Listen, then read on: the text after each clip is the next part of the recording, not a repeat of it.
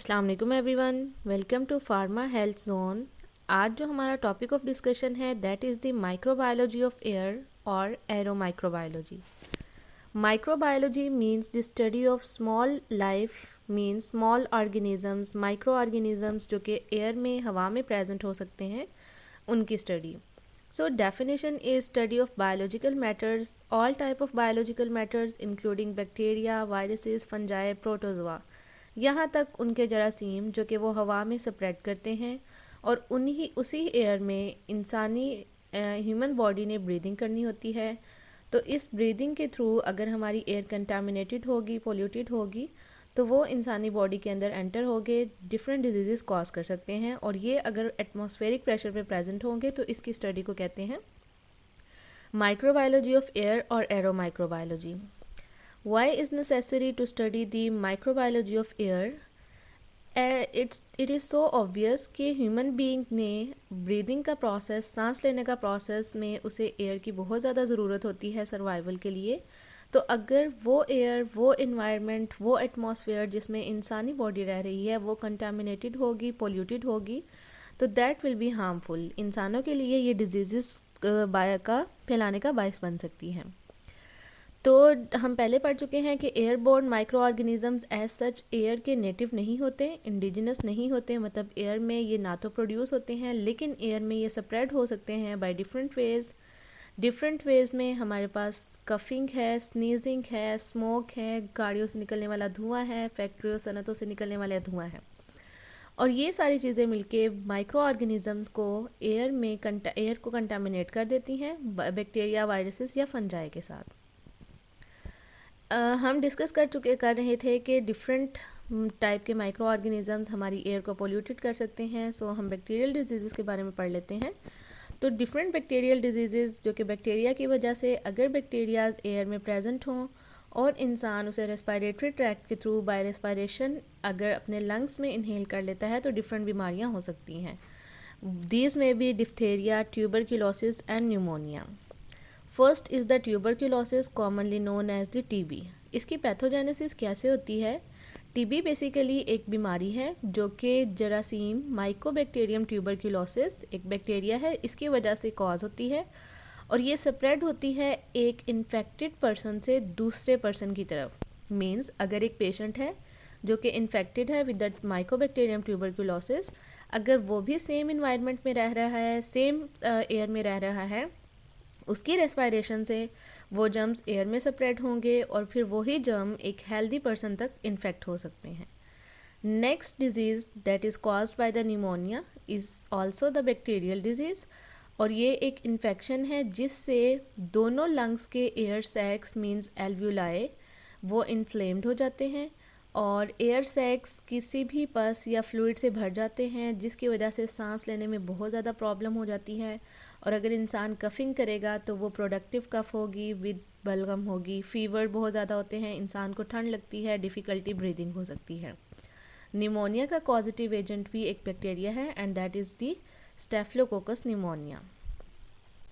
Next कुछ viral disease हैं जो कि वायरस की वजह से कॉज हो सकती हैं और ये बहुत ज़्यादा कॉमन है। Influenza, common cold, measles and corona virus is also the viral disease. Covid जो कि एयर कंटामिनेटेड होने की वजह से, एयर के पोल्यूटेड होने की वजह से हो रही थी।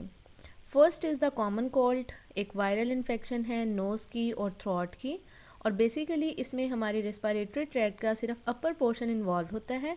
इसके सिम्टम्स इंक्लूड हो सकते हैं high grade fever, runny nose, cough, weakness, सर दर्द, गला ख़राब और फेंटिंग भी समटाइम। अगर कॉमन कोल्ड जो है बहुत ज़्यादा प्रोग्रेस हो जाती है तो इंसान फेंटिंग की कंडीशन में, बेहोशी की कैफियत में भी जा सकता है।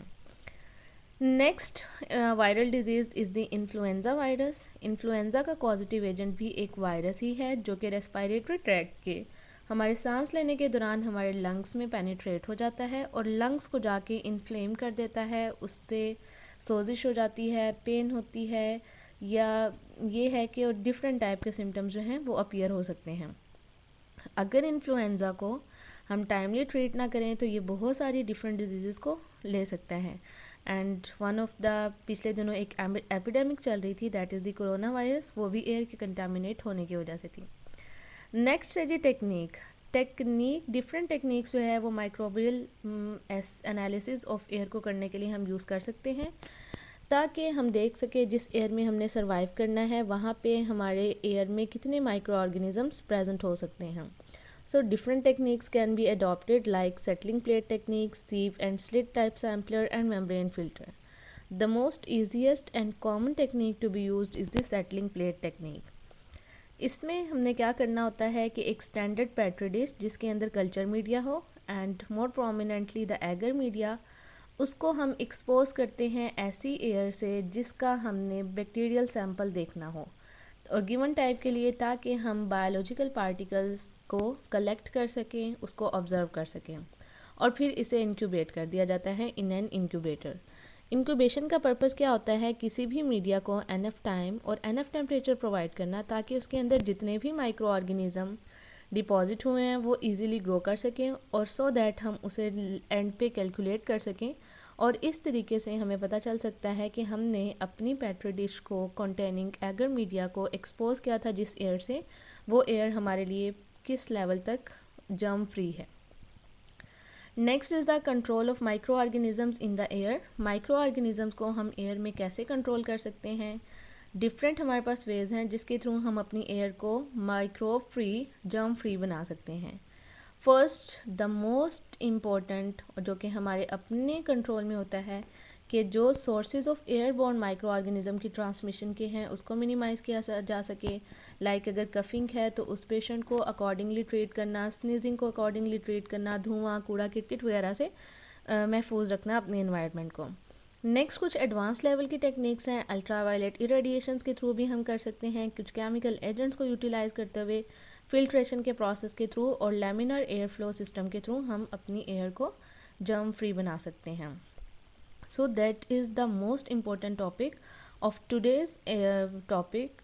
स्पेशली हमारी आजकल की लाइफ में हमारी एयर हमारा बहुत ज़्यादा अच्छा सोर्स है, बुरा सोर्स है, मतलब हमारी डिजीज़ भी इसकी वजह से कॉज हो सकती हैं, तो हमें अपनी एयर को पोल्यूटेड फ्री बनाना चाहिए। So thank you for watching. अल्लाह हाफिज़, टिल द नेक्स्ट वीडियो।